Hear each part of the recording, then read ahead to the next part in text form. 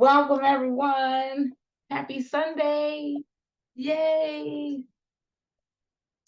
How you guys doing? How you guys feeling?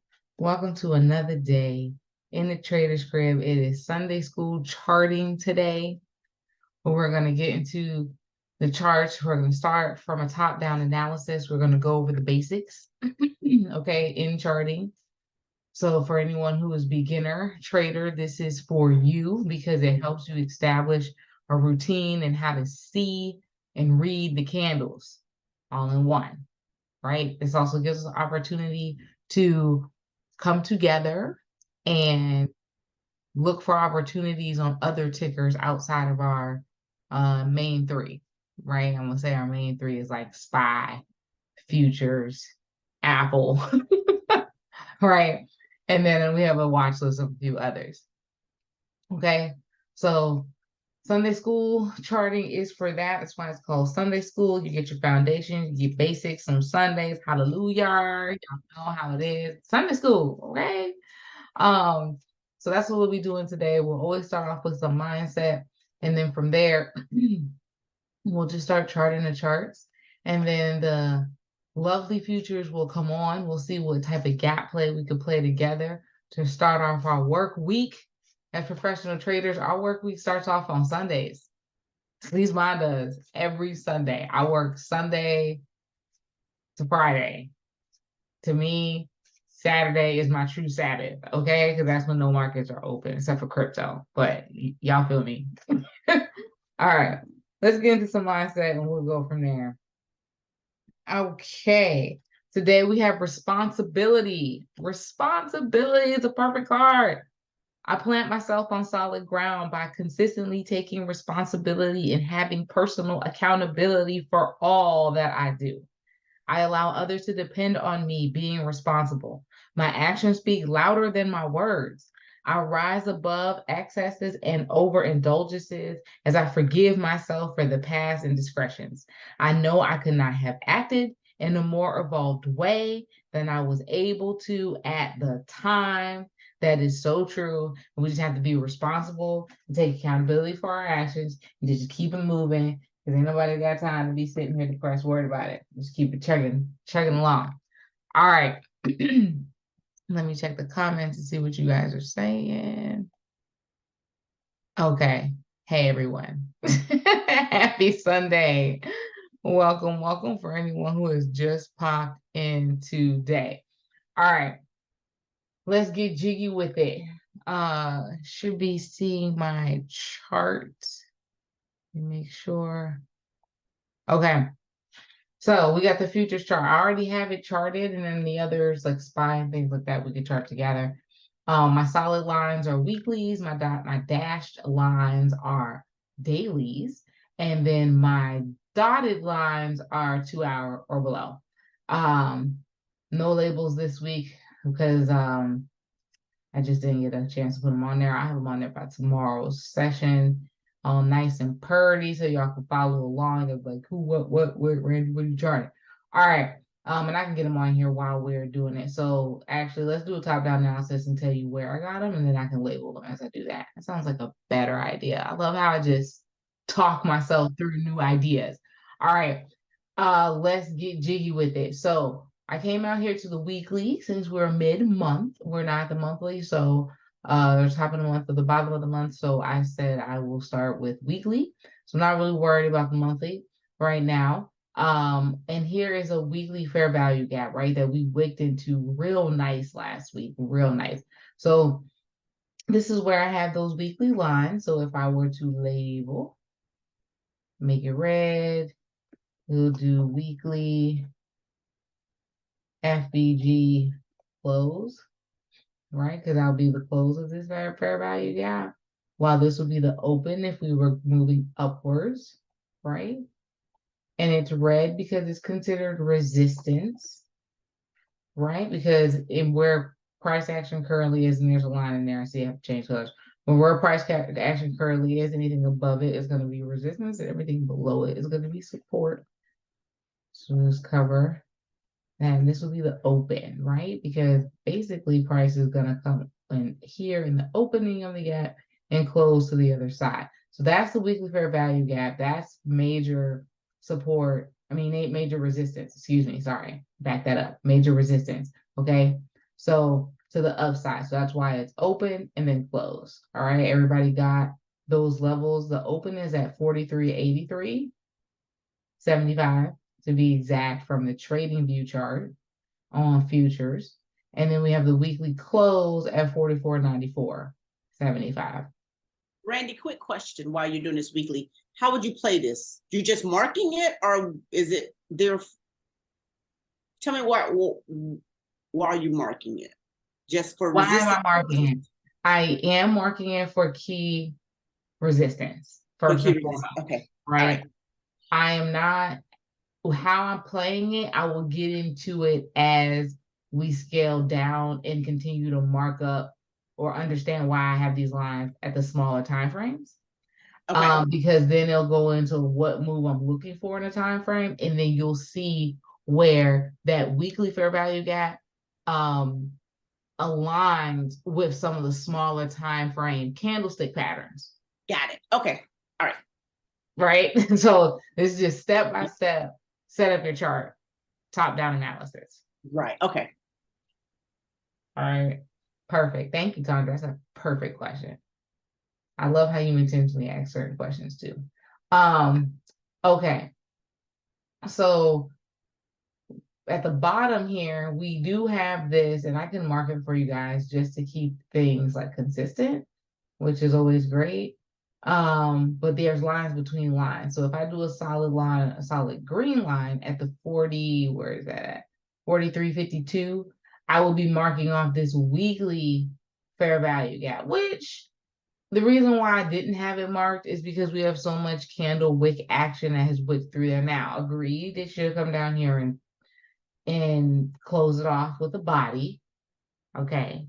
And I think we have that rejection candle that will allow the next candle to do exactly that. So I am feeling bearish, by the way, for next week. Bearish, anyone? Bearish going once, anyone? Bearish. Okay. Just a little bit bearish feeling, or like we're doing the dance, the consolidation dance, right? So we're gonna be not going too far down, not too far up type of move is what I'm overall thinking. Maybe for the next few weeks, but we'll see how October will close. But for now, we see the gap is here. Let's just play what we know, what we see. All right. And because I have these daily and daily and 2 hour levels that are in between that, I'm kind of leaving it like that. So it just doesn't overcrowd the chart. Like as you get into it more, you'll start to see what is overlapping. And then you're going to go, okay, do I need this level marked as well? And then what is it possible that I'll end up marking that level on like a smaller time frame? If yes, then leave it till you get to a smaller time frame. So you just want too much going cross-eyed. And this is why it's good to label because then you know where you mark that level at, and then it will help you remember its significance, right? Like how significant is it? Is it daily? Is it weekly? Which pattern is stronger? We know the larger time frame is a strong pattern. All right. So you could mark that. I'm gonna leave it alone and let's come down to the daily and go from there. Because this is a larger fair value gap that we have, and this one's been penetrate through it, so we'll leave it alone. So on a daily, we have price to mark some support areas. We have this dip, right? And so what I did was took a dash line and went at the bottom of this wick, because this is an interesting level. Now you can mark it more than one way. You can make it a daily zone level by using another horizontal line, maybe marking the bottom of this candle. That's an option.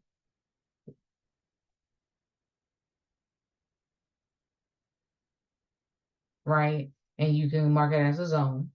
I am not going to do that.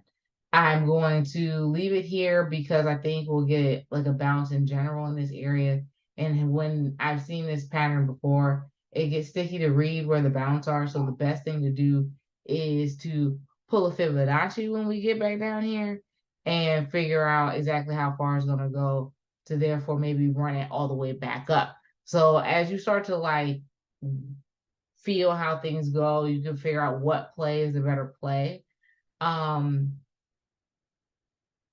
If you're swing trading it, it should come down to the bottom of this candle. So that's where I had the previous line, right? At minimum, between there, I just took the shallow target first. All right, and that's encompassing this doji and the top of this candle and things like that. And then they get sticky with the wicks in this bottom here. So you could chart it like this and make it a larger zone, but then it's harder for you to figure out. Well, I won't say it's harder. You can do that as a daily zone. You will end up coming into your 2 hour. Let me not say it's harder. You end up coming into your 2 hour. You end up seeing what that zone looks like across the 2 hour. This is what I was saying, Sandra. You see how that where that weekly is hitting up here. So as when you come down to a smaller time frame, it starts to make sense. It's like a level you could play. So you want to mark it. So when if you mark the daily, the way we've learned to mark dips, right? Then you come down to the 2 hour and you see that, oh my God, it's an order block. Oh, that's the whole thing. Oh, well, ain't that something? Then you can come in here and you can adjust this line. So you see how we're so close to this tweezer bottom? Me personally was like 50, how much is that? 50 cents. You can move it up to the 2 hour level because we know, and that coincides with my theory of come down to the first breakaway candle and bounce off the order block. It's like clear as day. Then that's how you can fine tune your exit, because you got to have an exit. Like y'all can't just be jumping in a trade with no exit plan. Like that's just, no, you can't do that. So like you gotta figure out what do you want to be your exit. Is it gonna be a gap close? Is it gonna be the end of a candle? What is it gonna be? Pick something, dang. You have two examples, at least, that are working in front of you. You have me with the bottom of the candles, you have Tanza with gaps. For the most part, every single week. Okay, like easy peasy. No question. You just need to pick one and you need to stick to one. You can do both, just stick to it. Capiche?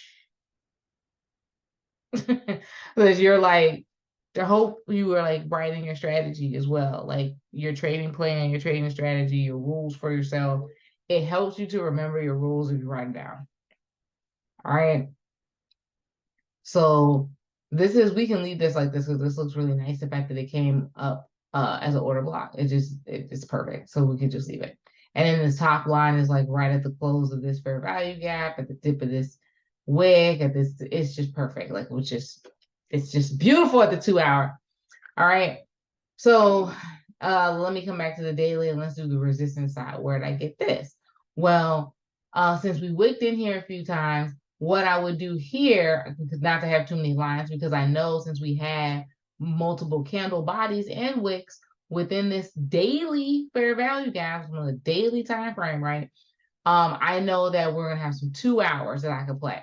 So the only thing I'm concerned with now that we entered it is where it's gonna close. I don't care where it enters now because we already entered it. Now before I had the entry charted, I had the open and the close. But now because that entry has been broken, I only really care about the close because I know it's gonna do some retracements in there and I'm gonna get a better picture of that on a 2 hour below. Because this is me talking from a day trader setup. Not saying that you can't swing trade this same setup, but I hope that makes sense. Let me know when I don't make sense. Okay. Just be like, Randy, you don't make sense. Great. Then we can clear that up. So what I'm doing here, this dash red line at the 44, 43, and 50 cents is the close of a daily fair value gap.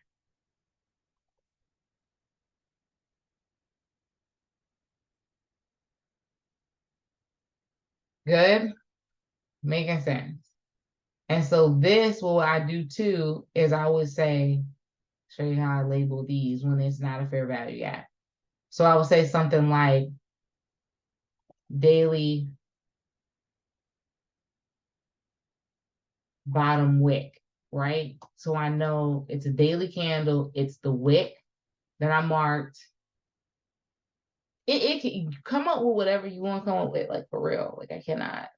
You can say top of the doji, like whatever's gonna help you remember how significant it is for you and your strategy.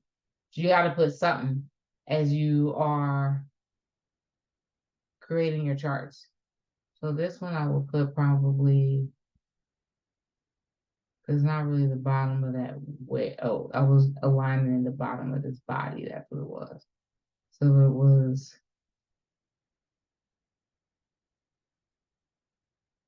bottom. Let's see, daily bottom.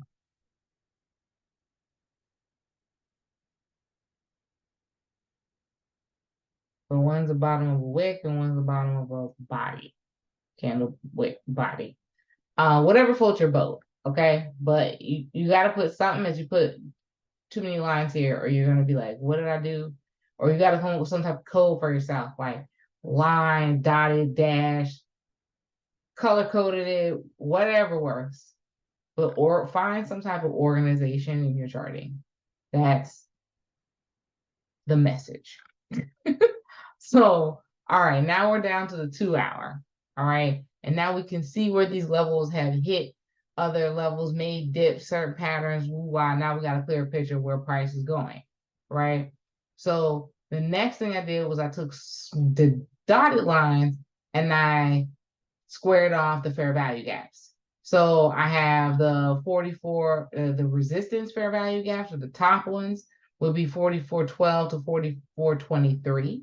Is where we have one kid left in this fair value gap. So eventually it will come back up here. So we have that one marked with the open and the close. So we can label this as such as 2 hour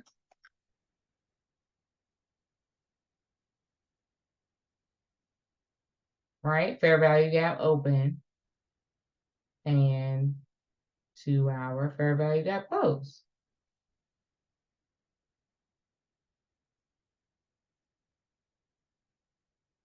Keep it simple. All right. Same thing below here. This larger green box is not filled yet. So we're going to acknowledge it because it's not filled. Makes sense? Let me know when I'm not making sense. 2 hour fair value gap open because we're going down. And because it's not filled yet, because we're on a smaller time frame, I also want to acknowledge it, the open. To know where it may pop back up to know where, to get a better idea where it's trying to close, all of that. So I just, when it comes to smaller time frame, I kind of want a little bit more data. It really depends on what pattern I'm seeing at that level. That helps me make that overall decision.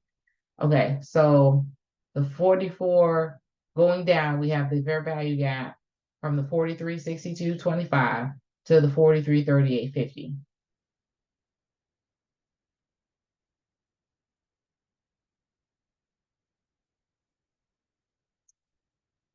Okay. 2 hour fair value gap close. Right? Okay.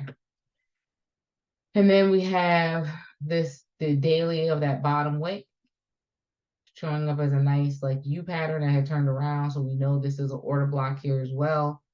So price would come down to there. And if you wanted something on the 2 hour time frame that you think a price will level at, then you can come down here. You can take this tweezer bottom, the first one on the breakout, coming back down, the first breakout you see, you would acknowledge that as something like 2 hour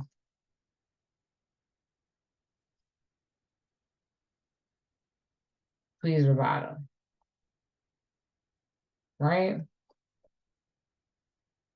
Boom. Okay. And then you see how you can have your levels down.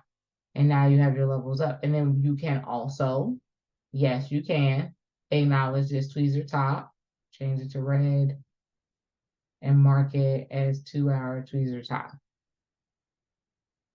Would I use the second? Give me numbers, Esther.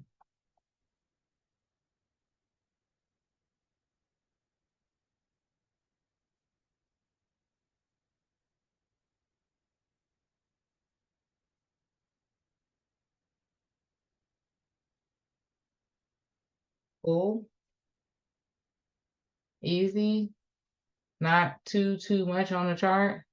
43.23 to 42.98. 43.23, 42.89. Would I use it? So because this daily bottom wick that I got from the daily is aligning at the close of that fair value gap, I don't need to put another line. How you mark it is up to you. If you want to do what Ashley just said and mark and acknowledge it by using a 2-hour, then fine. If you acknowledge it from the daily, fine. Either way, they've been acknowledged. Great. That's like the goal, right? We're good. Does that make sense? Good, Esther.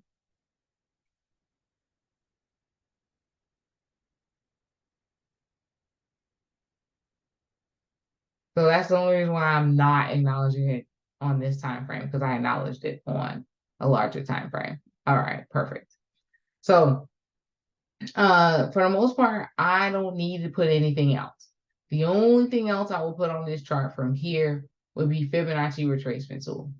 And from here, the way I would do that is I would do, so from the 2-hour, I try to do the 2-hour because it gives you a nice swing low to swing high, the most recent one. So this is current price, right?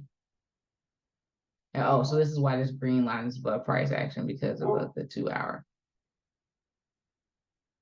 fair value gap as it's coming down. So anyway, I lost my train of thought when I heard my dog barking. Give me a second. So on the 2-hour, you get a nice fib. You can easily see from where current price is, where the low and the high are and where they go, right? So there's no confusion. You know that if you pull it this way, give my dog, I don't know. Say, hold on.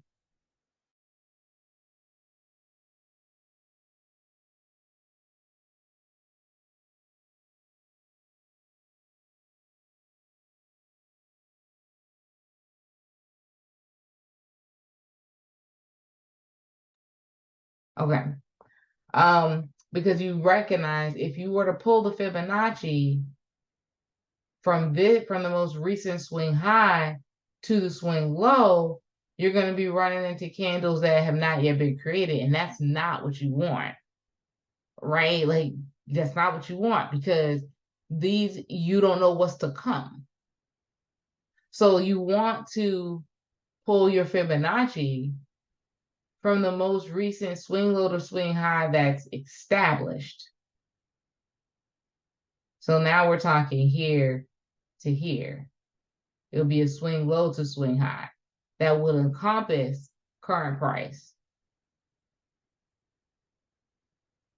Let me know when I'm not making sense. Yeah, I know that's me checking in, right? Yeah, I said trouble, Esther. It's always fascinating how it lines up with the lines, pretty much. I know. It's like it knows something. It does. I agree.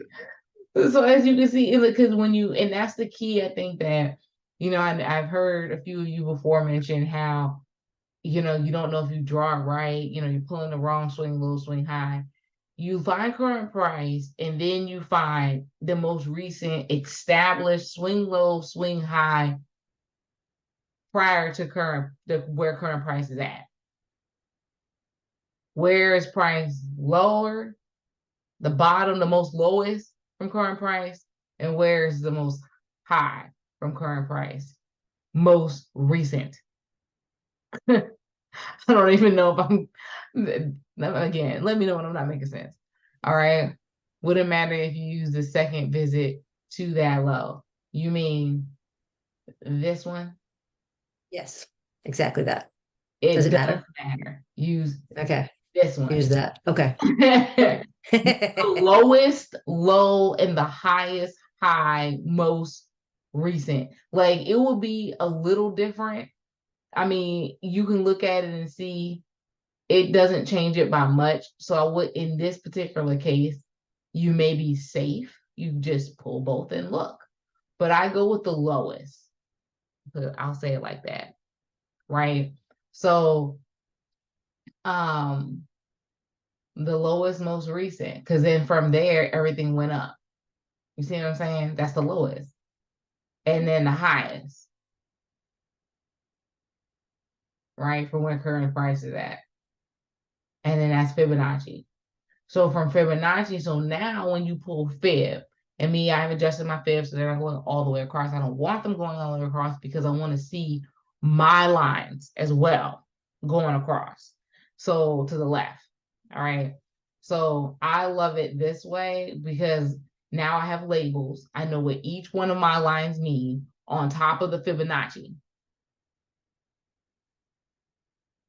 I don't need nothing else on the chart. But the fair value gap indicator, my lines based off the fair value indicators and the Fibonacci, done. Leave it alone. Set it up for the week. Don't do nothing else. So then as you can see with this Fibonacci, right? Let's break this Fibonacci down. You can instantly see the first thing you want to make note of. Where's my 50%? Do I have a run to the 50%? Because price will always come back to its 50%. Always. Okay. And do I have at least 10 handles in that move to the 50%? If it's all a yes, you take the trade. Easy peasy. Get in, get out at 50%. Don't ask no questions. Right? Easy enough. So right now we see that we're still on our way to the 50%. So most likely we're gonna fill this gap when it opens in 30 minutes. We're gonna start filling it down. It's gonna open like right where, because it can open like close to right where it closed, or it'll gap it, right? And we can look into some news to see what we may get. We can look at some fundamentals. But either way, we gotta finish this gap out because we're too far in it, I think. And this pattern is a bearish pattern, and the 50% is literally sitting on the other side of the fair value gap. So that gives you your consensus, because the first when I looked at it, I was like, oh, okay. So there's like, first you can look at it, right? Let me zoom in close. And you can be like, oh, okay, well, especially if you don't have the Fibonacci drawing, all right? You could be like, all right, well, price keeps coming up, so maybe this next candle may not be as low, and the price is going to turn around here and come up. That's not really false because it's at 38% when you add the Fib, okay? But there's also no fair value gap up here to clear liquidity. It may come up because it may want to do a wick move. Yes, that's fine. But overall, it hasn't tested back on this 50%. So we know that most likely it's gonna have a greater pull towards the 50%. That's just a greater probability to at least wick through there. And then you have the fair value gap that's almost filled, not really filled, with bearish candlestick patterns preceding the fair value gap. What do? And then you see your next order block is down here because it just broke through one, which is why price did this awkward looking. I don't even know what this is, but it's because it was trying to break through the order block. So it came through, closed it, came up, came back down, equal to it, had a bit of a run up because we had a fair value gap here. So we needed to finish out the fair value gap. So that's why this was equal. So it can slingshot back up, came up. Once it closed, hit the resistance close, now came shooting back down. Broke it because we had kids left in the fair value gap when it did break up here. The first time when it first left it, right? When it first tried to come through, it did leave kids. So we knew that it was going to come back, but we also had kids appear. So we decided to take the kids up first. And that was where I got a little sticky because I didn't know which way it wanted to do first. Then it came back around with vengeance. And once it cleared this top part, 2-hour fair value gap, because of this tweezer top, I knew most likely wasn't going to take that one just yet. So we turned around, we came down for this larger one. So I would expect it to now at the 50, depending on, we do have 8:30 news tomorrow, right? So like I said, we're going to get into fundamentals right after this. It can come through the 50, through the 50 to the 61% to tap the order block to have enough strength to be catapulted back up to clear the fair value gap up here. It may not do that fast, but it's a possibility. But we know that if it doesn't do it off the 61%, it will most likely, because this order block is thicker, and we have the bottom of this wick, we have this zone, right? We have this zone, and the zone is aligning with the 78. And we know the 78 to 1 price is not going to want to stay there very long unless we have some other news that say we're going to continue to break down. It's going to be like F all that. But most likely that will be the higher probability area, the 42.63 area low, to where price will really have enough strength to be catapulted back up through the Fibonacci's to close the fair value gap at the 44.23. It can like straight up leave it right now and keep coming down. Yes, for ES, that would backtest the former lows from last week too. Yeah, Tanza, boom. I'm glad we aligned. I see you, girl, from the other side. All right, so perfect. Randy, are you trading on the 2-hour mainly, or do you ever drop down to 15? I always drop down to 15 minutes. Always. All right. So let's drop down to the 15-minute. But I set up on the 2-hour above. Like this is where my charting ends. Now it's a matter of execution and fine-tuning the levels to get out. So now on the 15-minute, we see based on where all my lines are, price is still forming bearish patterns that look like it's trying to come down to its 50. As we scroll back, we see that 50% comes down and comes down right off a smaller order block. Boom, perfect. So it's probably going to bounce a little bit. Then, or maybe not, depending on the strength, right, of the momentum. It can really just come through here. And then come straight through here, test the 61%, which is the bottom of this larger in the sense of the 15-minute order block, right? Because prices is stagnant for quite a few candles going this way. All right, at the 43.13 to 43.11, that area, right? So that's the bottom of a tweezer bottom on 43.13 is a tweezer bottom on a 2-hour. And then it's also my Fibonacci, 61% at 43.11, which is only $2 away. Perfect. All right. To clear it all the way out would be me meeting the daily bottom wick of that low from last week. So that's 42.99. Okay, great. That also aligns with Esther's 2-hour 42.98. Right? So we're all seeing the same things. Congratulations, ladies, we're doing it. So so at that point, you know, now we come down and we're in that where also this area was also like an order block zone, right? So you can add that, and I can add it for the sake of remembering it tomorrow. So I've done larger labels where I put like Put what it is, damn it. Shit. Like order block open. Okay. When I saw it, it's also an order block, and you can put the times on. I think it was what, a 2-hour time frame that you found it on that aligns with that same line, so you won't double up, right? Randy, 2-hour order block close. Okay, whatever works. All right.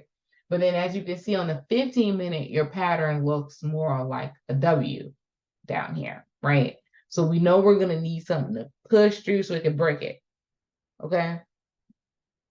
Again, so I do look at the 15-minute. I definitely do. To me, lower than 15 minutes is noise and traffic.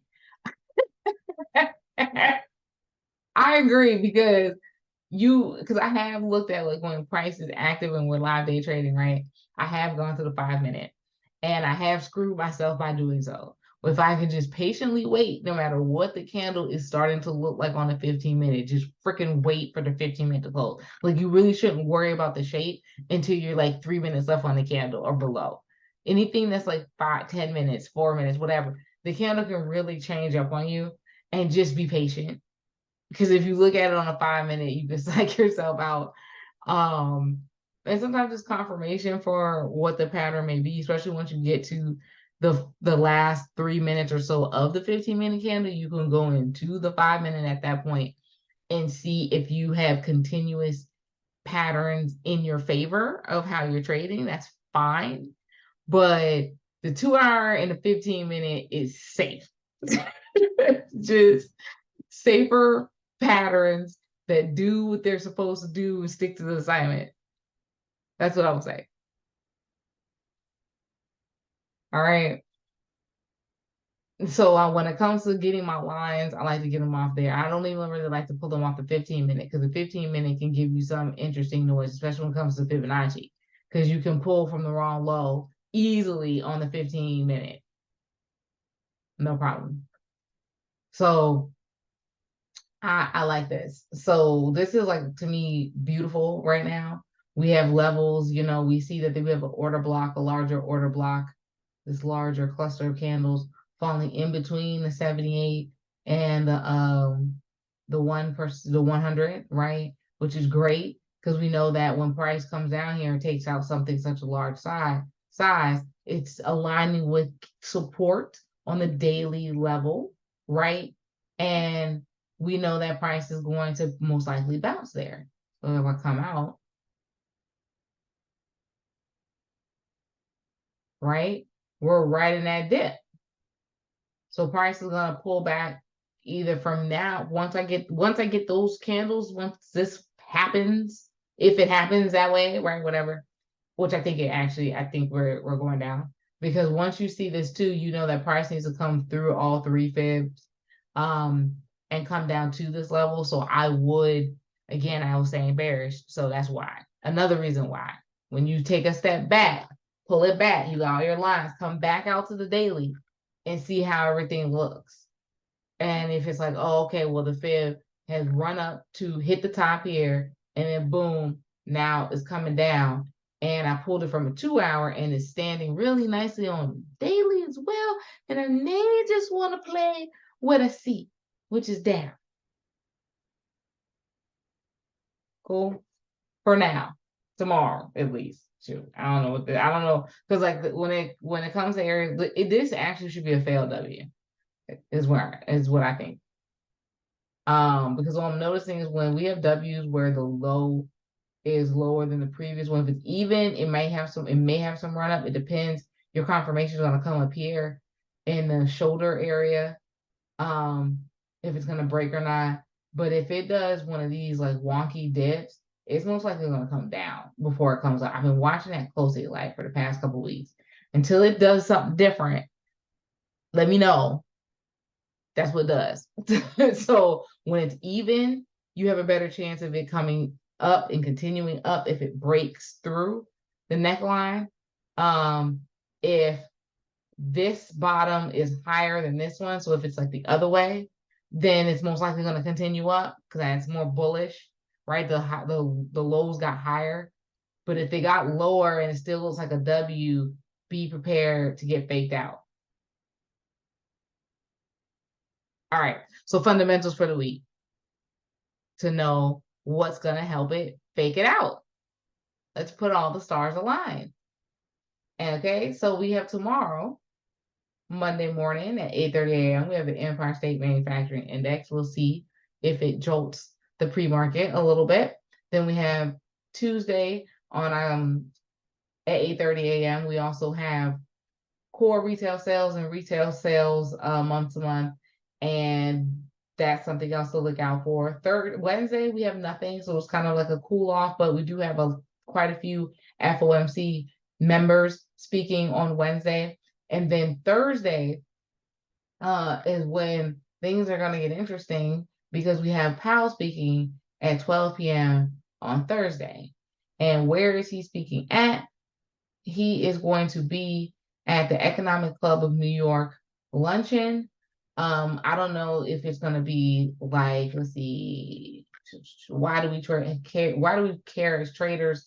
As head of the central bank, which controls short-term interest rates, he has more influence over the nation's currency value than any other person. Traders scrutinize his public engagement as they often use this to drive. Okay, so let's see. Governance.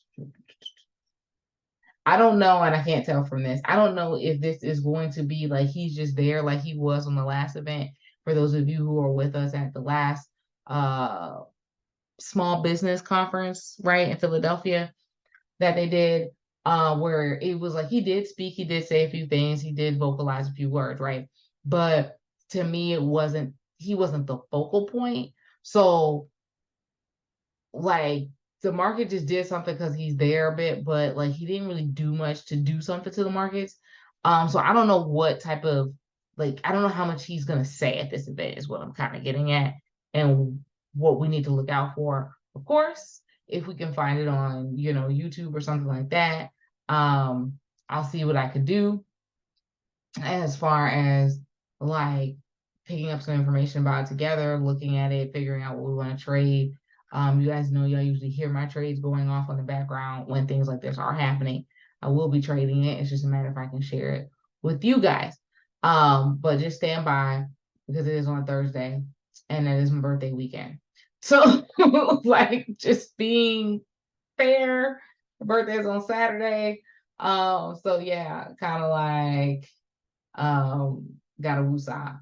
So anyway, but I am interested to see what he's gonna say exactly. So gotta figure out what he's gonna say and kind of just go from there. Hoping to make a whole bunch of money because I'm paying for the babysitter for like the whole damn day. Like the whole day, y'all. Like seriously. Because just need a break. I know, right? Thank you, Sandra. That's what we all want. So then Friday we have no red folders, but this Friday, I think, if I'm not mistaken, is OPEX week. So we will be, sell off. And so like if you think about that, right? Okay, so I was just talking about the charts, talking about the failed W, right? And how to spot at least the ones that are most likely gonna fail from the beginning and not be like, ooh, it looked like a W. And now we can be like, ooh, it looked like you trying to do some fake out stuff. What news is going to turn you around? Like, we could think about it differently and start to change our psychology. So we have rare folders starting off at the beginning of the week, a pause on Wednesday to come back Thursday with unemployment claims and Powell. Then on Friday, we have OPEX week closing, which usually is sell-off, right? And then you have the chart doing a fake out W. So what y'all think is going to happen? Like, how many more, things do you need? Then we have this war in Israel, which is not, helping. So now that we're looking at CNBC, U.S. Chamber will rush through military aid to Israel. Iranian president warns war could expand. That's great for downward movement. right? Because we don't absorb the news like the rest of the world. We just look at it to figure out which way the market's going to go so we can make our money, because we're in the business of whatever politicking they want to do, whatever shenanigans they want to do. We're working inside but outside of their shenanigans to be profitable, right? Okay, so thanks, Mom. So she's a Federal Reserve Chair Powell speak on October 19th before the Economic Club of New York, just before the U.S. Central Bank's blackout period begins ahead of the next interest rate decision. So, okay, more stuff to just keep, y'all just keep coming with more news to add on the pot. The market's probably gonna go down, right? Because now you have banks blackout period, right? You have the war that could expand. We're seeing this like this weekend news. I'm just pulling out stuff like presently right now. Just through our basic headlines of looking at stuff. You know, the more you find to further your argument, the better your trade is going to be. Investors are running to these assets amid the Israel-Hamas conflict. Okay, this is all like, you know, what's happening now. So what do you guys think? And then how far down you think it's going to go? Well, we know it's going to come down to at least the bottom of the support here. And we could probably hold puts through that comfortably. Why? Because we have the Fibonacci that still hasn't come down to the 50 yet, on its way through. Will most likely come all the way through to the 61 and hit the 78%. Right? And then if we scroll back to see why it would break, well, it would break because it needs to come down here. So now we could put another daily candle. This is the daily. All right. My breakout candles are always my first level. The first candle that's breaking out of an order block, which would be these two candles down here. So 42.32. All right. Coming all the way down through there. To then come down to test this thicker order block. And yes, we can acknowledge the fair value gap as well, because that's just a great level to start with. That's there on a daily, and you can mark it as 42.16, right? So now you have something that if you put eyes on, you see you have a order block / fair value gap. Price has beaten in it, but could not quite fill it on. It's a daily one, so that's partly why, right? It came up to, so it tried to come down here the best it could to fill the first fair value gap, right? / order block, has bounced off the smaller order block dip, right? With this wick here, you guys can barely see it, but it's there. All right, because I have Fibonacci kind of lines through it, but it's there. And then bounce back up into the daily fair value gap at the top. Couldn't quite close it either, turned around, gave a nice bearish engulfing pattern on the daily that let us know that price will most likely come down, and it did. Right, here was your signal right here. And then price is coming down. And then now we're entering next week, and we have news at the beginning of the week, and we have a war, and we have blackout dates, and we have Powell, and we have all this beautiful jazz to say price needs to come down. So like, anybody see reason why price would go up? Let's talk about it. We have 10 minutes before this future markers come on. So that should give you, that's a very in-depth breakdown of futures today, so we can understand how to play against it with SPY, which should be puts. If you're already holding still some puts, keep holding.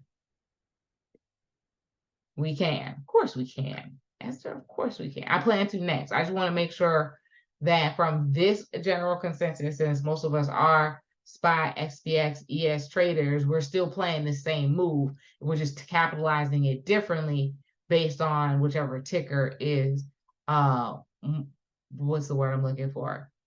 Helps us manage our capital best. Right? So, voila. And of course, we'll have the market come on. We'll look at the first move, and we'll still go fishing for those who want to look at some other charts. I'll just tell you guys now, while we do SPY, to get your other tickers ready. so we can get through them and we won't have to be on this call. You know, I don't want to hold you guys longer than what we need to this Sunday evening, but I want to make sure that we get our homework done thoroughly. Because if you do want to play a ticker tomorrow instead of the futures, I want to ensure that you are ready for that. Cool. All right. Here we go, SPY. So SPY is a naked chart. Well, it's supposed to be naked. I don't know where. All right, let's do SPY. So SPY has the same overall pattern. Let's just look at bird's eye view from the daily. We can come out to the weekly though as well. Okay. So here we go. We can do the same routine. Same routine. We're going to mark through this quickly. All right. Well, we're going to take the fair value gap. Why not? No, don't, wrong color. Don't change anything. Mark your weekly. Boom. All right. And if you want to mark the bottom one, for the sake of getting the habit before you start to understand what you're seeing, then mark the bottom one. Boom. All right, good. Support, resistance, weekly fair value gaps. Identified through weekly fair value gaps. All right. So now we'll come down to the daily. And we'll do the same thing. We'll use dash lines. And we'll mark support and resistance. Now, in this case, we have a gap. So I like to use purple to mark gaps. And I still use the same, dash line for daily. So when price came up into this gap here, and no matter which side the gap appears on, I mark a gap with a dashed purple line, daily gaps. It's just gap. Like, I just wanted to acknowledge that it's a gap. It doesn't matter if it's up or down, it's gap. So it's open and close, there's a gap. Okay. So there we go there. That will be like my resistance at the top because it's a gap. And then at the bottom, let's see. We have the daily fair value gap, so we can mark the open and the close, which is in alignment with that weekly. So again, we don't have to have that weekly line there. We could remove it, but I'll leave it so you guys can start to get the habit of what you can remove from the chart as we do this from scratch, because my ES was already done. So this is what we have.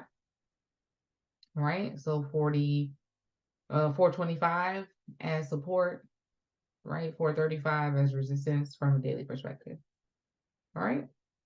And then now we come down to the 2 hour and we see we can mark the same thing. So I don't know why this fair value gap is still illuminated on a 2 hour. So we're not going to mark that one. We're going to leave it as the top being the opening of this gap, which you can clearly see an M was formed as it was trying to get through it and came down. Once this high didn't make it, that was your cue that price would probably come down to the next order block, which it did. Bounced right off of it, cleared this first fair value gap on the 2 hour dotted line at 430, right? We wicked through it and then we bounced up, but we have no fair value gaps up here at the top. So it just needed to pull back enough, and we probably do on the 15-minute, but let me just get down there so we can mark the bottom of the next fair value gap. It's probably going to want to come down and finish that out. And then we have the larger order block down here at 425 to 420. And price, if price wants to keep falling, it will come through there. And it should do that because price also, if you notice, is going W to M, which is what price likes to do. It likes to go W to M, W to M. So there's the W, right? And as you can see, that rule, what I found applies even here. The low got higher, so price took off, had a higher probability of taking off a bit further and breaking the neckline, okay? And then here's the M.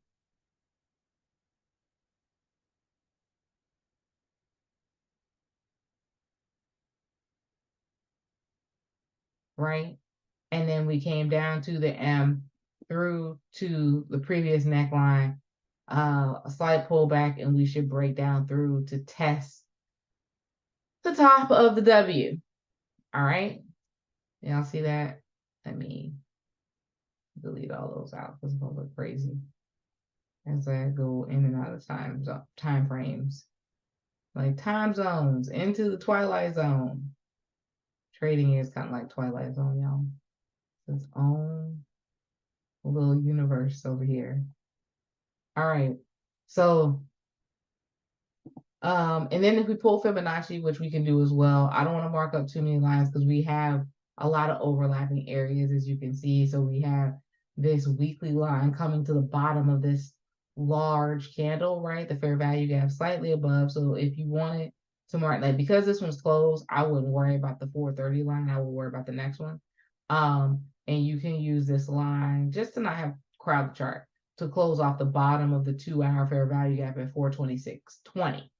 Right, 426.20 is where this larger fair value gap has tried. Kids were left in it. It's a long candle as well, and it'll most likely come down here and to the bottom of the next candle and see if we leave kids in this next fair value gap. If we don't leave kids in it, then it may not want to come back all the way through here as soon as you may like.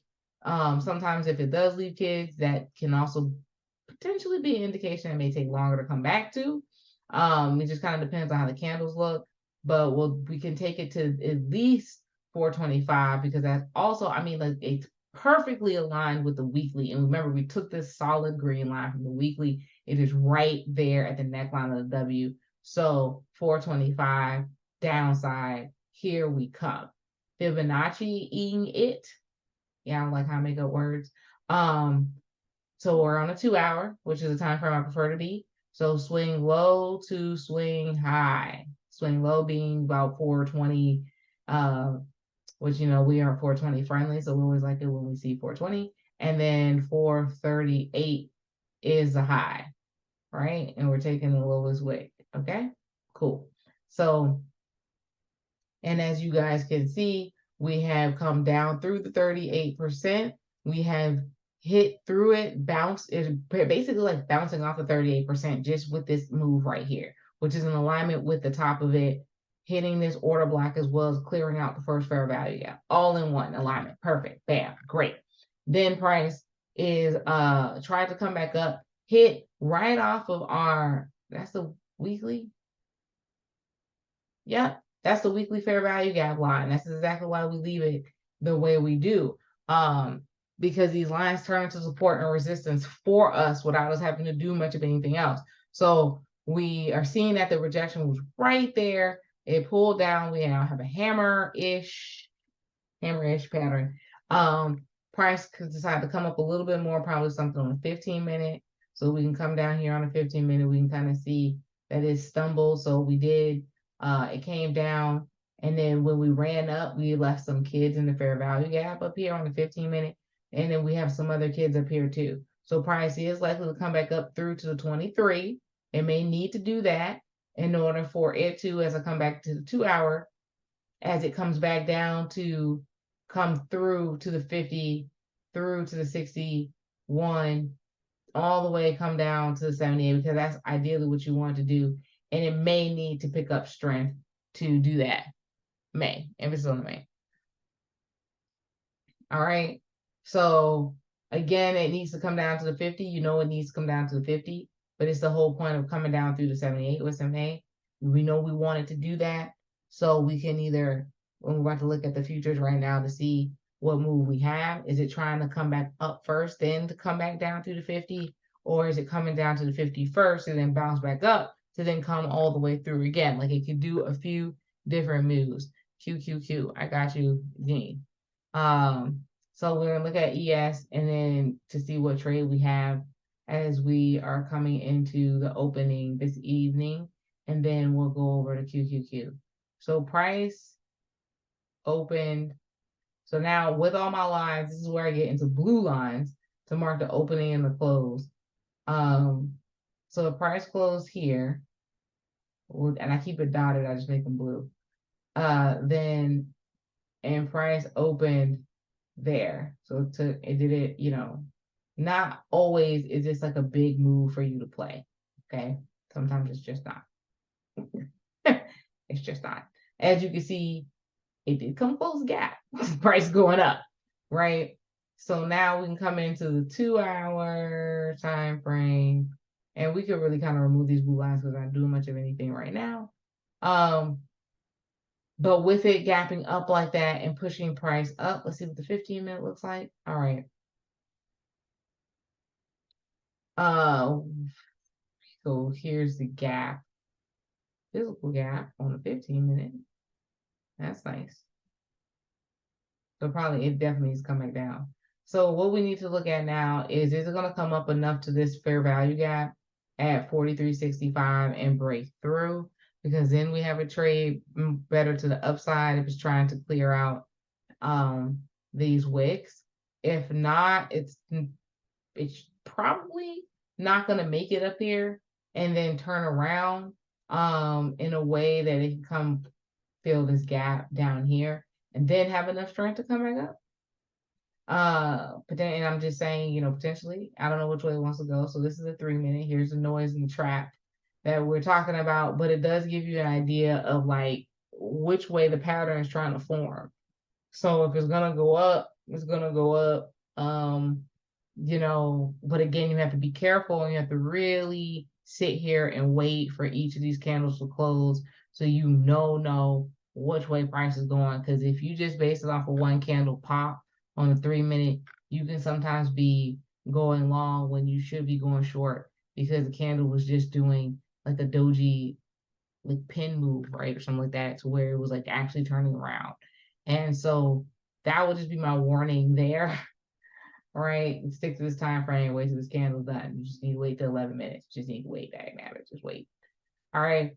So right now for me, I don't really have a great move to execute right now. We know price is gonna come down, but if you want to get the best move when it's gonna come down, I will wait to get some confirmation here. So this gap alone down here is about 5 handles. That's great. But wouldn't you love to catch it if it like came up here and then fell down and fill this 5 handles? That would be a lot better remove. So just be a little patient and wait for what the candlestick is doing. Trying to catch this right now is going to be hard too, because it may want to pop out of this fair value gap again. We know that price can come in and out of it. Now it did leave it for a while and it's coming back. So usually when it comes back the next time, it will want to take it. So it's 7 handles from now to get up there. And then from there, if it takes the next one all the way up, 19 handles. Great. Fantastic. Lovely. But if we know price is going to come down because we have a gap down here it needs to fill. We have the Fibonacci from the 23%. We have it not yet come down to the 50. Wouldn't you much rather just wait, see if this moves come through and then play down this way and catch the 40 handle, 50 handle move for the day? That's going to be whatever move is going to be that move, like 30 handles plus. Okay. I'm not saying you can't catch the smaller handles, because you can, but sometimes it can really fake you out on when it's going to do it. And it'll do both, it'll do all of that. It'll do everything. But which one comes first can mess you up because you'll be on the wrong side of money, trying to figure out which side's going to go first. Just see the bigger move and wait for it to set up. Look for the ways that it could set up the larger move and then take the larger move. Okay. We good for now?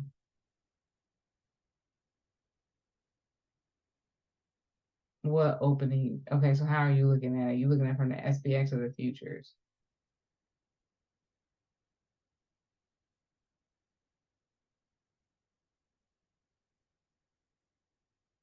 Because you don't really see the gap the same way here. 43. Hey, Randy, it's me, Tanza. So we gapped up really quickly to 43.64.75. Now, of course, we could go higher. And so I will average in and close the gap. So we gapped up basically what, like 5 points or something like that. Right. Yeah. So I had my orders set. It's just something I'm used to doing. So I had the order set so that if it went up to a certain level, it would automatically get me in and then buy more contracts if we went higher. And then yeah, that's what I mean. So you see how it went up, and then it's kind of trying to decide what it wants to do, whether it wants to go up, bounce, like you said, with the 7 points. But whatever it does, I'm willing to average in if we go much higher, if we don't close this gap.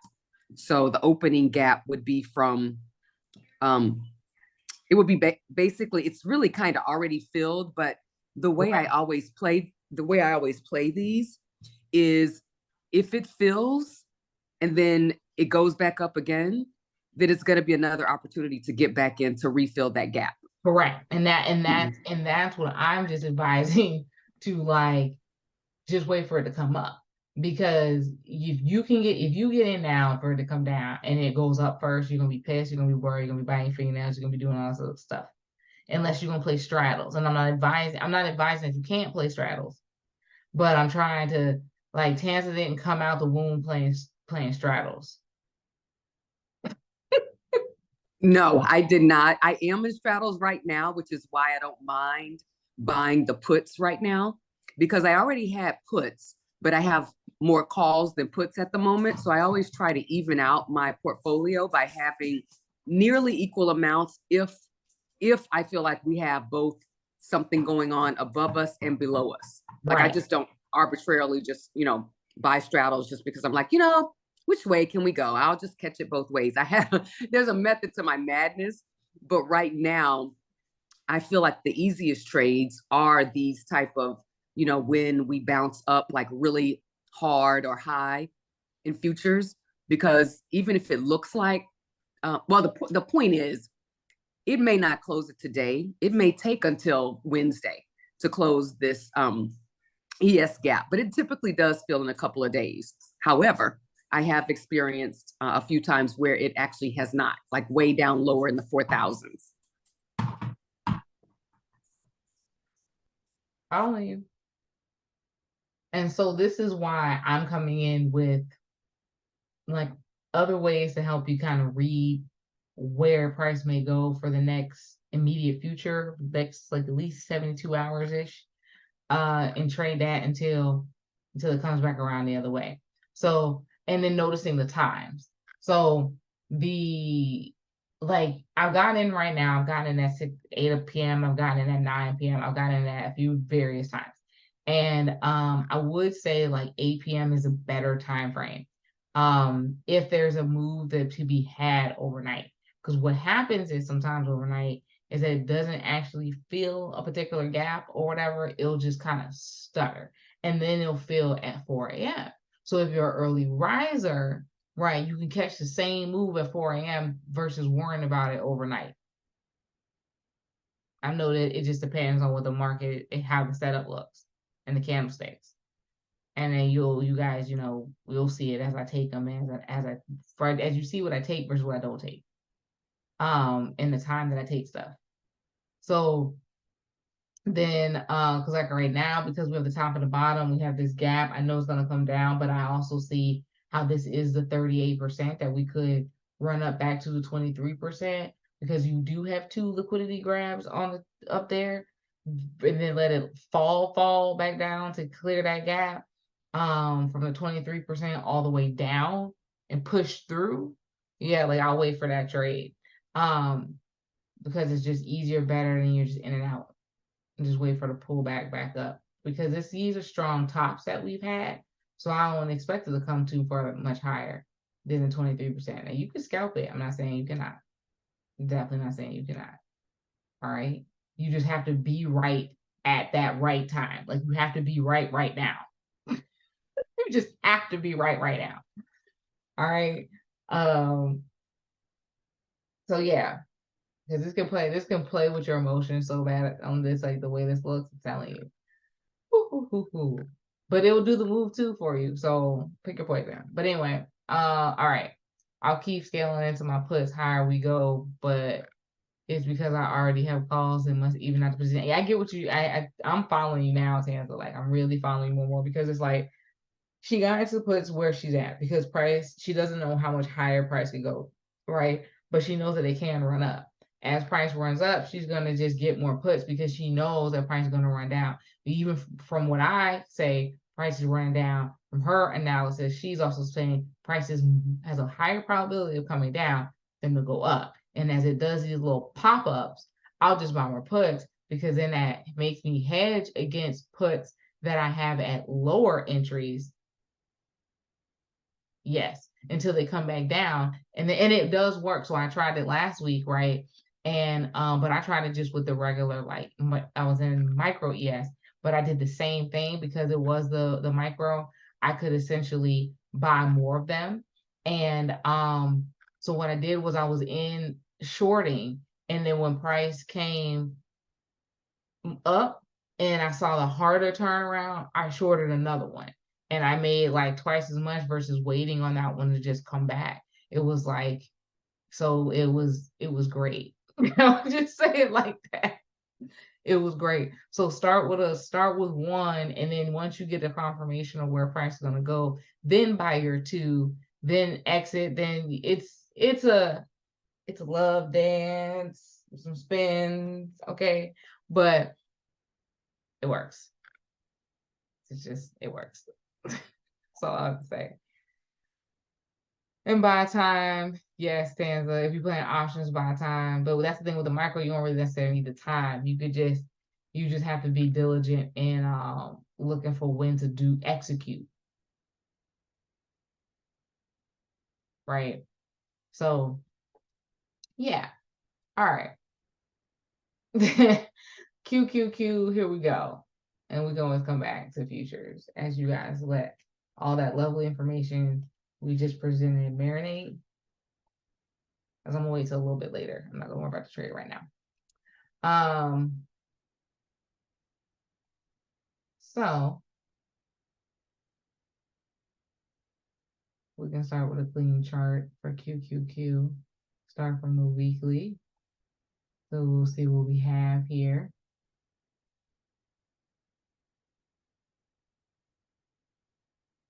We have weekly fair value gaps. Always makes our job quite easy. I'll mark the top and at the bottom because we got too much action going on here. The close, the like final close of it, since we went through it, and there's a physical gap here too, it looks like. So that's gonna make things interesting. That's probably why I pushed through like that. So probably wants to leave it alone, and we'll just keep coming down from there. But because QQQ to me overall looks like it's about to fall, like fall to hell.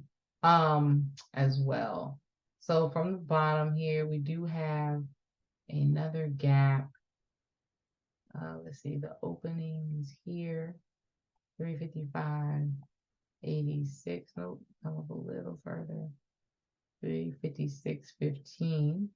And then we can kind of do a close with the green line. We'll do something like that.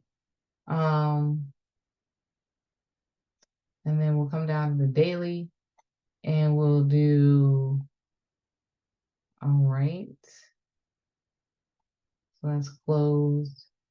That's interesting. Okay, so from here, we definitely have the turnaround. We definitely have it falling down. Okay, we can start. Let's just start with the basics. Let's do the fair value gap on a daily.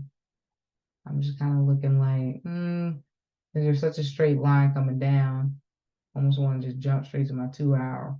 All right. And then we can take the top here at 373, 371 to 373.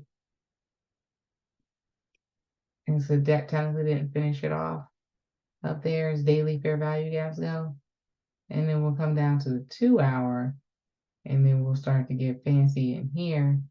So look at that daily 360 is right in line with the close of that fair value gap. So that's beautiful on the 2 hour. We have a 2-hour fair value gap, 2-hour fair value gap here that opens and closes there from 367 to 369. And then we have this fair value gap at the bottom that didn't really close out at 363, right? Because it's like in it and not really done. 364 to 363. So then if we came down to the 15-minute, we have a few kids left in this fair value gap. So it could come up here, clear this out, and then make the move down. Or it could come up a little further first and catch some more liquidity and then come down. Let's come to 2 hours, see what type of Fibonacci we can pull. So then we have low to high. It's coming down to its 50% as well. It may need to pick up more steam before it can come through. It may, and this is on the May. I'm not sure how it wants to move and come up, or if it just wants to fall down. We'll have a better idea of what QQQ will do by pre-market tomorrow, right? In the morning, based on what the futures does tonight. So I would pay attention to futures tonight to get an idea of, did it make the move up to where now it's up here when it opens? So that means it's gonna fall straight down, right after market opens. So then you'll be getting a put first thing in the morning, come down, right? So you're looking at all this to help set up that move for the morning. That's why we focus on the futures. So any other questions with QQQ? I can go back to it, or anything in any other tickers that you guys want to assess and set up your charge for this week. So this is QQQ.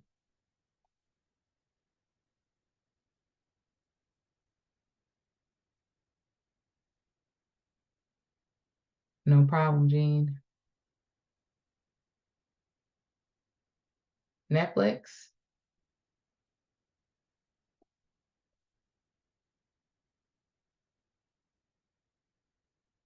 Get it. Netflix.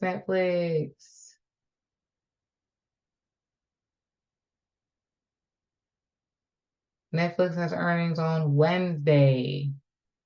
All right.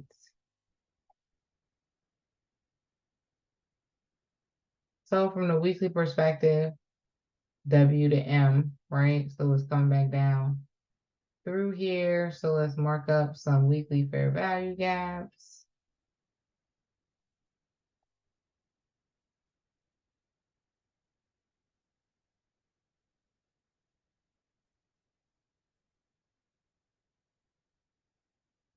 All right. Then let's come to the daily. Let's mark up some daily fair value gaps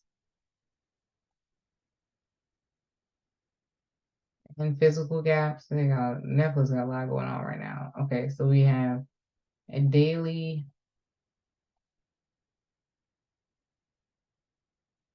fair value gap close with the physical fair value gap. Physical gap open at 361 with the fair value gap close at 365. That's how I'm gonna mark that. Okay. And then we have a physical gap open down here with the close for the gap being from 347 to 339. Momentum candle to the gap looks beautiful for a trade from current price down to the gap. Opening would be an $8 trade. So it looks great. What will make this run up and put a candle in this gap? I'm not really sure. So let's see how it looks on a smaller time frame. I'm gonna come down to the 2 hour. And we are going to acknowledge that price came up pretty high through here, right? Through this fair value gap / physical gap. And pretty much met its wick previous wick and was rejected. Remember, I told you about these wicks now. All right. It does look like it's doing kind of like a potential hook pattern to fill this on the 2-hour. It did leave additional kids, but I'm not too convinced that it may want to actually take it. It may bounce in here again and just come turning back around. Why? Because you have this slide left. And it's a nice slide and it just looks really pretty. And I think it wants to come down. But we're not going to be naive to the fact that price can come up to 360.48 because that's the top of the close of this gap before coming back down and making the trip longer than what you may want it to do. So that's fine. Putting a wick through here, putting a candle body through here will, help with this liquidity up here. So we can have the strength to come down for the larger liquidity. So Netflix overall to me looks like it's still trying to come down. But if you're trying to catch this move down at the best price, I would wait to see how we may get pushed back up a little bit so you can kind of get in at like the 358, 360 area, and then write it down from 360 through to 348, which is a lot better trade. So that's what we want to do to capture Netflix. Tanza, what is your plan for Netflix? It's she's probably gonna play earning. I just want to hear what she's gonna say. We'll just let her have the floor. Okay. I'm playing a straddle for earnings. Okay. So but I'm playing it, pretty inexpensively through straddle debit spreads. So I have 2 call debit spreads that expire in December, because, I don't know what's going to happen between now and then. And then I have 2 put debit spreads that expire actually the end of week.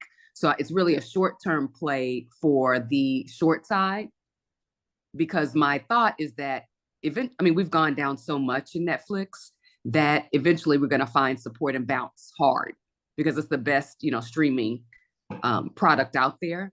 But for earnings in particular, because of that gap down there, I decided to go ahead and straddle it for earnings and then hold the other ones through December, because that gives it time. So it'll work out if we go up or down, but I won't lose much if we go down because I paid a cheaper rate, a cheaper price for the put debit spreads. So that's my thinking. So it's just, sometimes I just look at some of these tickers and say, it's kind of a gamble, of course, when you're doing straddles on earnings. But if my belief is that Netflix will go up later, then I'm okay with buying a long-term call debit and a short-term put debit, because I think my bias is that it will go down a little bit before it, goes up a lot. But those are just my thoughts. And of course, I may be confusing people completely by saying any of this. I'm gonna come over there and we gonna you're fine. But if you do have questions, please ask them. Because the goal is not to confuse you, but it is to level you up and get to you a point to where you can trade different ways if you need to. You don't always need to.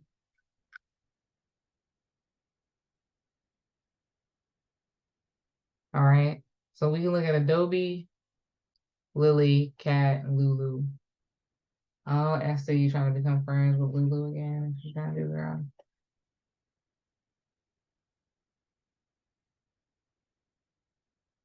Overpriced leggings. All right, here's Lily making moves back to the upside on the weekly perspective, new highs basically. Going down together as a weekly with this, the really only thing to chart would be the support.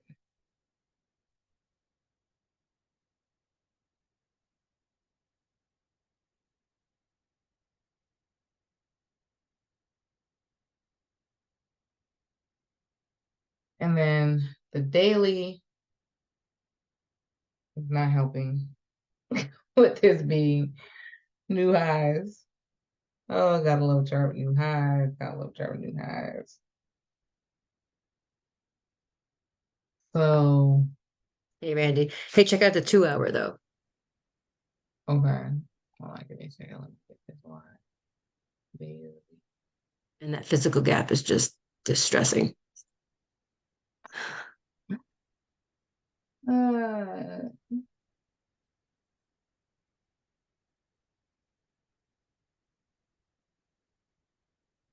okay. Um, okay. All right, so now we're on 2-hour. And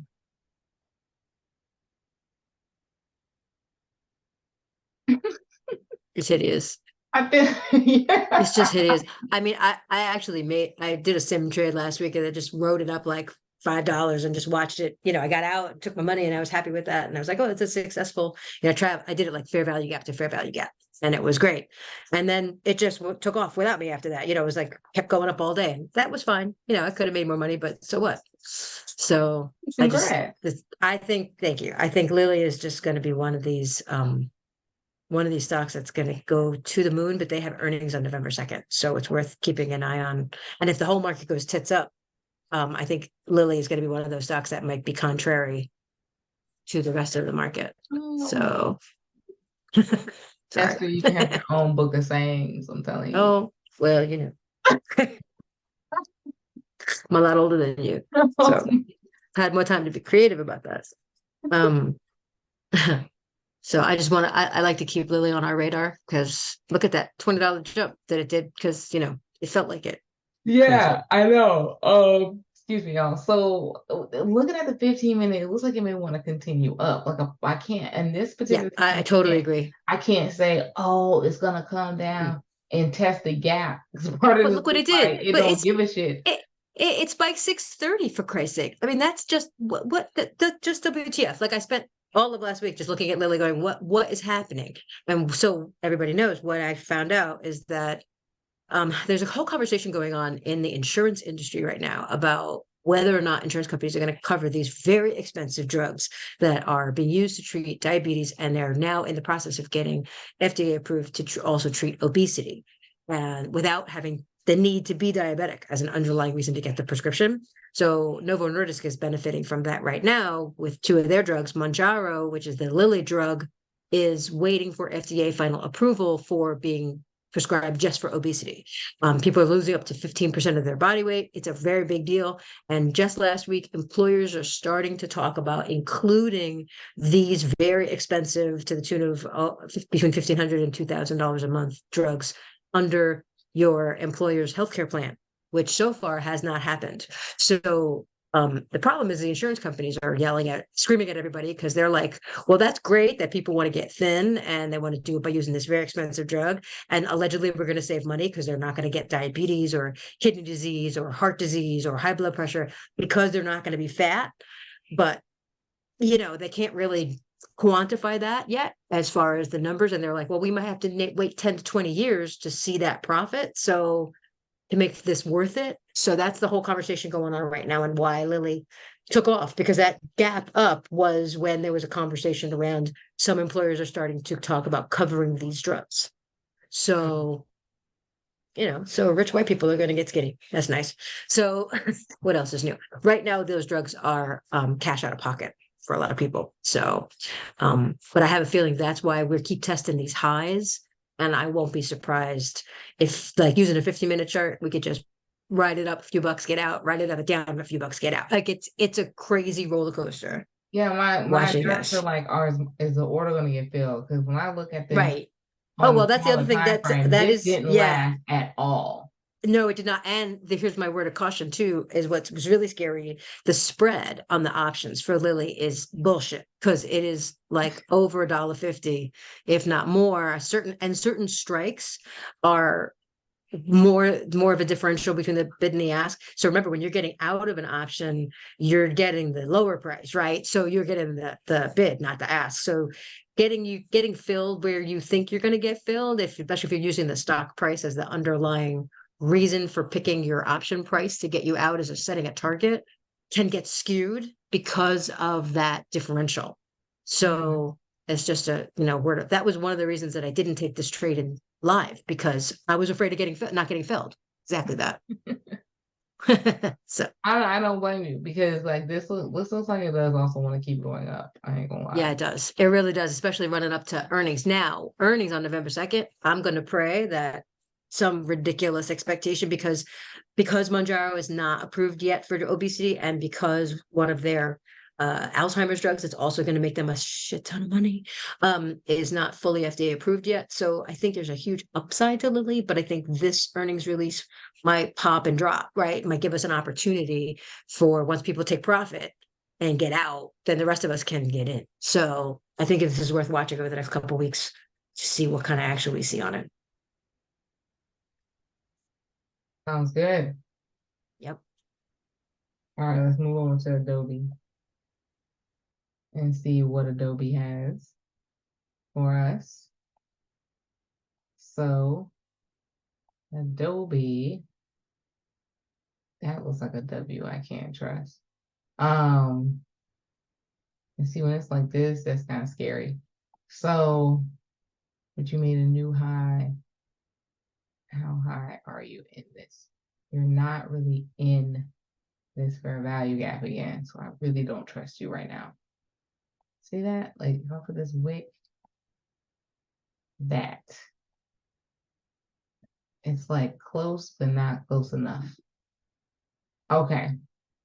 Weekly. Here we go. Daily.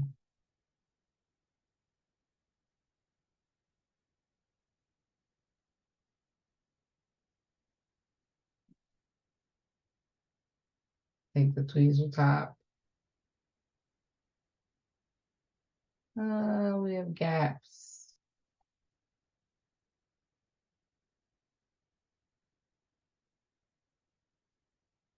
Still, this one's not. What is that? 538 gap.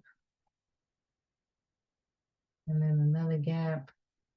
And another one. We're just gonna do this. All right, 528 as support. 529. All right.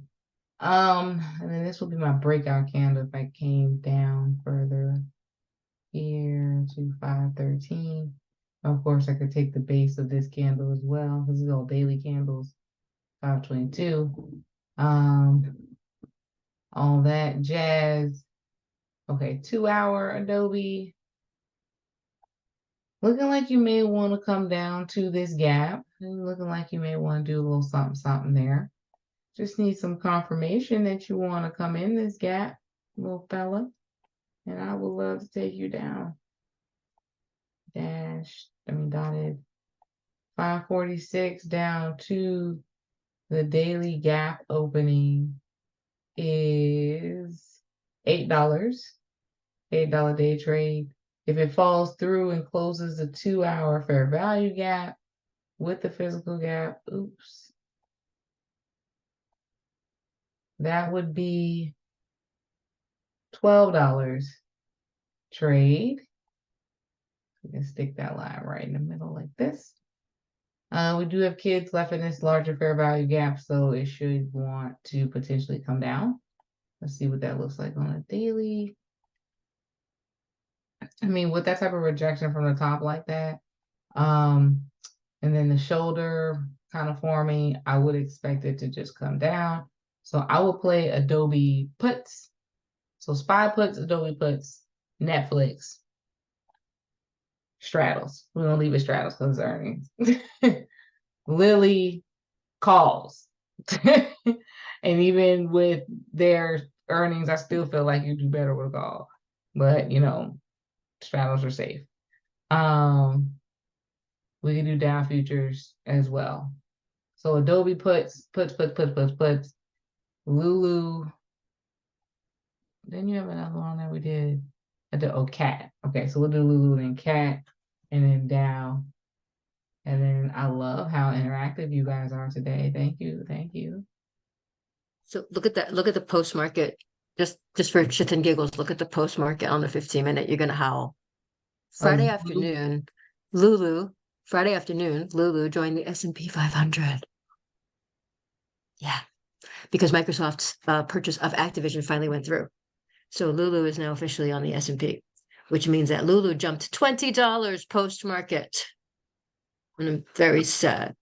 We all missed it. Definitely. Well, That's can't really catch them all. No, but it just Okay. because I have a love-hate relationship with Lulu anyway. So No, I'm so surprised when you put the ticker in the chat. well, because I read that it was not going to hit the S&P until this week, and that was not true. It was on the 15-minute chart. Extended on. Oh, that's what I was going to say. Yeah, you need to take a look at the extended because it'll make you laugh hysterically. All right, let's look. Mm-hmm. There it is. See what I mean? Mm-hmm. Mm-hmm. Yeah. I was just looking at my watch list at the end of the day on Friday, and I went, "What? WTF? What is happening?" Yeah. Yeah. So the extended. Let me mark it. Yeah, it's up. Because when I go to daily, it's not there. Mm-hmm. Right. Let's do this. Let's do that.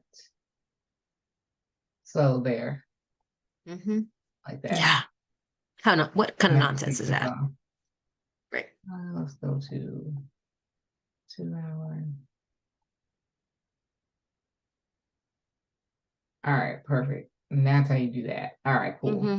So I'm wondering if what we're going to see is this challenge to that 404, if it drifts up a little bit, and then we watch it hit its head and come back down.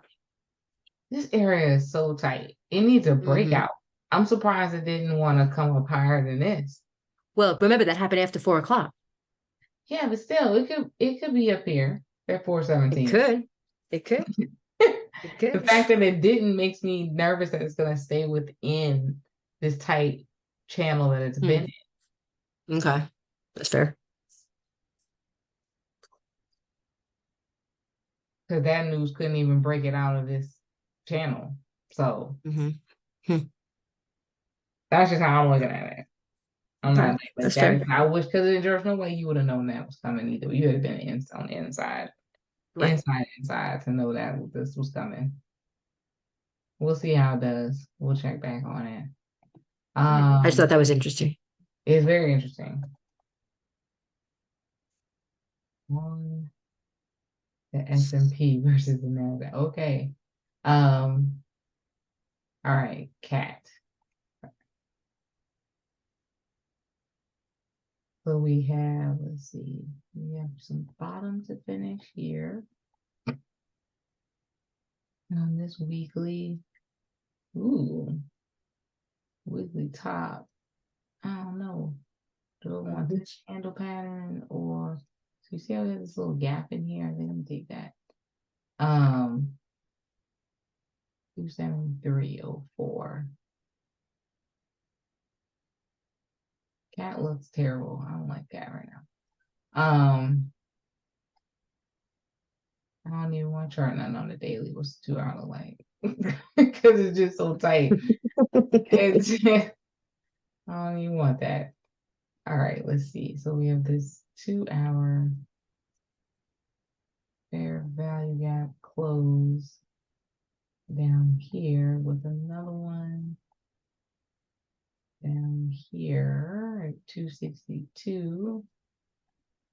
The top ones are cleared through, so the top would really be like this candle base here. What's the 15-minute look like?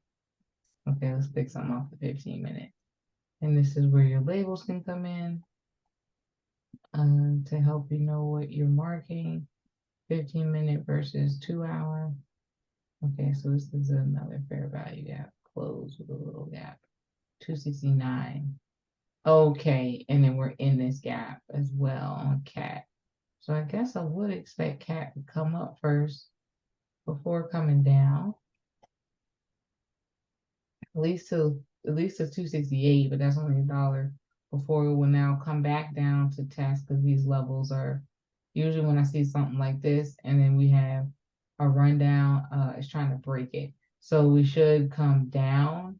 So it'll be best to get in at the top at 268 with CAT if you're not in it. And then ride it down, getting a put at 268 and let it come down to 264. And Awesome, you thank can you. take it down further than that. It may come down to, wait, let me see. Let me go out to 2 hours. Yeah. Just depends on the news where it may make it to 262, but I would take 264 first. Or buy 2 contracts and let one be a runner.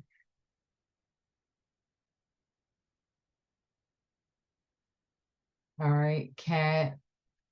Somebody said the Dow, and then we'll come back to PANW, Tanza. So Dow futures.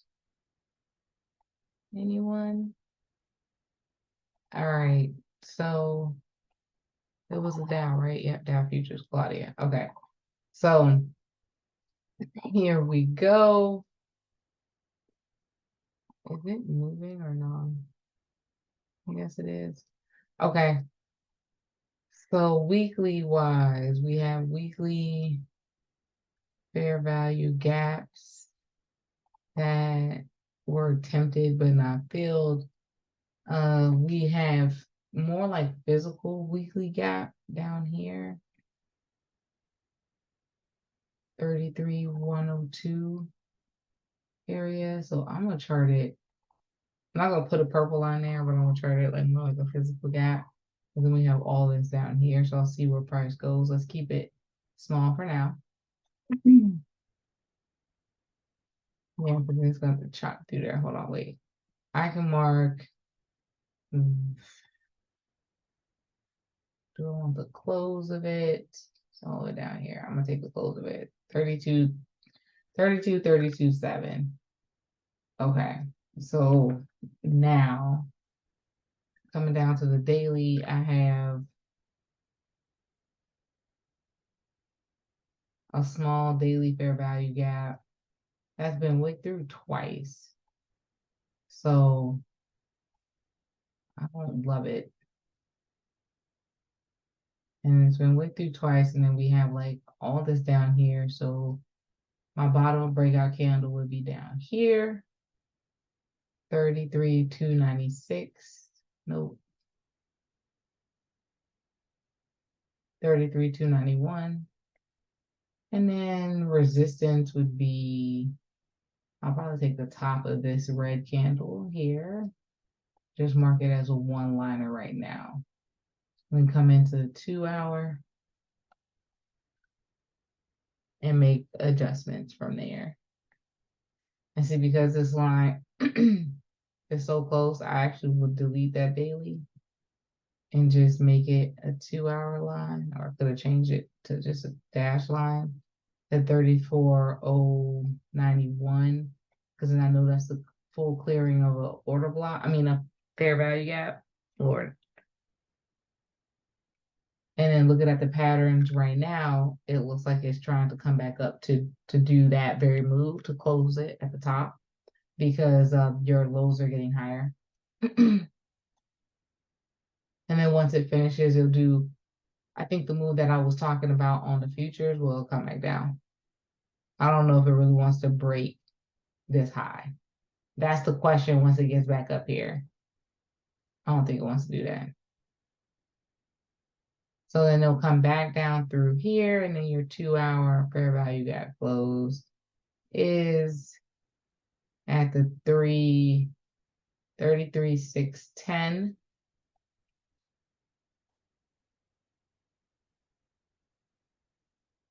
And then if we pull the Fibonacci, so I can even take one of these lines out since they're so thick.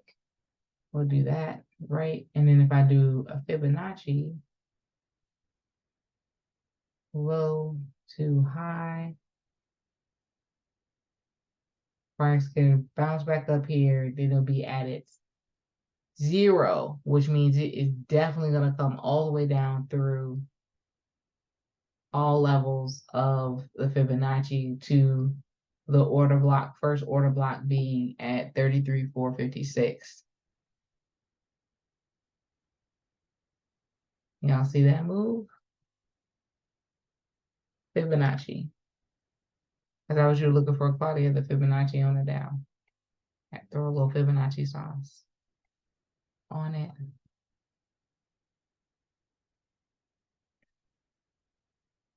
Any questions for Dow futures? No problem. All right, PANW. Hands over there having a fight with it. Let's see what we can do. Because PANW hates filling these gaps towards the downside. So you in calls or puts? What are you still holding with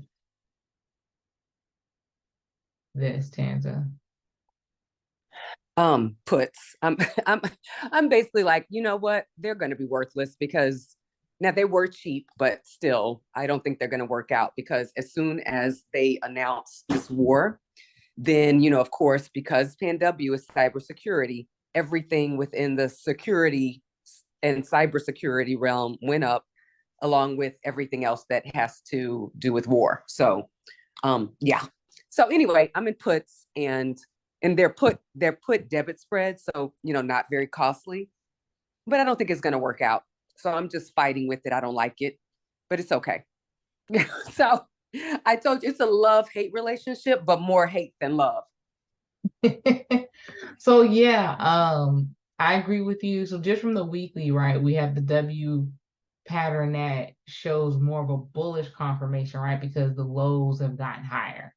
So that's Q1 that we will most likely need to be in calls now for PANW because it looks like it's ready to make even more new highs, right?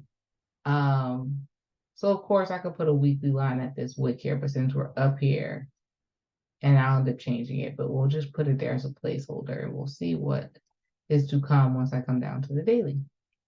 So on the daily, we see where we have the physical gap as well. It bounced off that gap and made another kind of like W, but with the high lows getting higher, right? So price is going up. Now it did reach up to a certain point and turn to pull back down. So now we're looking to see how far down we're gonna come. So this is a good daily situation where I would pull a fib on the daily to see where it's gonna come. But I come to the 2 hour, we can do a tighter one just to kind of get an idea. And sometimes the 2 hour aligns with the daily, depending on how you pull it. So because we have nothing but momentum candles in here on the daily, I'm gonna go to the 2 hour and look for better levels to chart. And I have a lot of fair value gaps here that may not want to be tested down. It's kind of hard. Everything's really running up. So this is where I'm definitely just going to pull a fib and then look for levels in between the fibs. I'm going to do things a little bit different. So what I'm going to do is I'm going to pull the fib from down here, this wick down here that was created Monday, September 25th at 9:30. And I'll bring it up to the high that it previously just rejected from at 266.12, right? And here's my fib. Okay, so with this fib and it's just now leaving the zero, this is a great rundown if it's going to run down. There's an emphasis on the if here when things are moving up in the way that they are, and they look like they want to break through levels. So it's all eyes on this level here and how far the retracement down is going to be.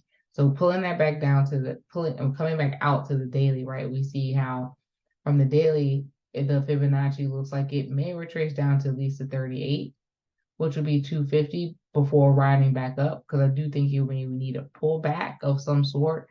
The question on this particular chart is how much is the pullback going to be? Is it going to be shallow? Is it going to be deep? Is it going to be really deep? Really deep would be the 50 to this larger order block. We do have an order block here and here, which makes the 23 to the 32 a great area too. So we're really looking to see like if we can give it a continuous bearish pattern to confirm that it wants to like at least come down to the 50 before pulling back up. If it doesn't want to come all the way down here. since we have like unprecedented events going on, right? So at least to the 50, we see how it's a larger order block there. There's 245. But you know, and then maybe Tanta, you can get out there if it doesn't in time. But if not, you know, it does show heavy signs of bull activity. And so we'll see how it wants to play in this area before making a decision to break out of either side. All right. Were there any other tickers that you guys wanted to go into tonight? I think that covered everything. Because I get my puts are trash. And here is the futures. We'll come back to that chart and see how it's cooking. Do one look at it. This is why I don't be so quick to jump in and come down to the 15-minute and watch. And as you see here, price did some trifling bull crap and came up to it. Didn't really put much more kids in it. And it's coming down. So this is why I said just wait, because you don't know how it wants to do it. Like you see what it could do, but you're like, are you gonna go up to level 1 or to level 2? And things like that. Peace out, Esther. Have a great one. So this is why I wait. Now that it is showing a little bit of a bullish pull down, if you think it's gonna stay throughout the night or do this move tonight, then go ahead and enter and ride it down and get your 10 handles out of this gap. Play down. But you gotta wait for the confirmation. Sometimes getting in at 6 o'clock ain't always the smartest move unless the gap is big enough. And even then, it can be a painful to sit through and let it do its thing while it whatever thing it's gonna do to decide how it wants to take the gap is my point I'm getting at. So if you guys are good for tonight, y'all take care, trade safe, overnight. This is the future move that you have, the first one, and we'll see where it goes from there. Okay, if it chooses to continue down here, and it doesn't have to, it could totally do some trifling blah blah and put some wicks and bodies in here and come back up. So just take it slow. But that's a trade for tonight. See you guys tomorrow morning at 9 a.m. I look forward to a great week this week. So what's Dan saying? So this move is why I bought ES puts, where I did hope seeing this falls if it closes tonight. Yeah, I agree. Yeah, you get in like now, but then once it comes up, that's why she'll buy more if it comes up, because then it'll come back down, because you don't know when it's gonna take it. It could be like now, or it could be like, then I'll come, you know. It's like, you know, like the way I'm explaining things. Oh my goodness. All right. So perfect. All right. Any other comments? Going once, going twice. Pick it back up in the Telegram chat tonight. Y'all trade safe. See you guys tomorrow morning. Peace out.